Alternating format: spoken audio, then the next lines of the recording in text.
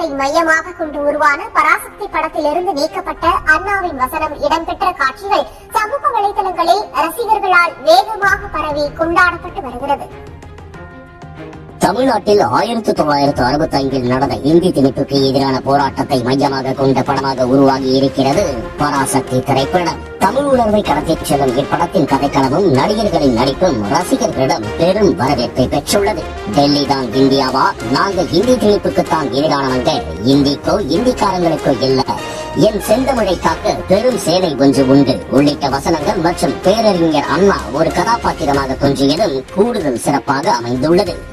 இது தொடர்பான காட்சிகளும் சமூக வலைதளங்களில் பரவி கவனம் ஈர்த்து வருகிறது. அதே நேரத்தில் அந்த அச்சம் இருக்கும் வரை அண்ணாதுரை தான் தமிழ்நாட்டை ஆள்கிறான் என்று பொருள் என்று அண்ணா கூறிய காட்சிகளை படத்தில் இருந்து தணிக்கை வாரியம் நீக்கியுள்ளது. இருப்பினும் வெளிநாடுகளில் இந்த காட்சிகளுடன் படம் வெளியாகியுள்ளதால் அந்த காட்சிகள் தற்போது சமூக வலைதளங்களில் பரவி கூடுதல் கவனம் ஈர்த்துள்ளது. இது மட்டுமின்றி படத்தின் பல காட்சிகளில் சுவற்றில் தீ பரவட்டும் என எழுதப்பட்டிருப்பது நீக்கப்பட்டுள்ளது. இதற்கு மாறாக நீதி பரவட்டும் என மாற்றப்பட்டுள்ளது.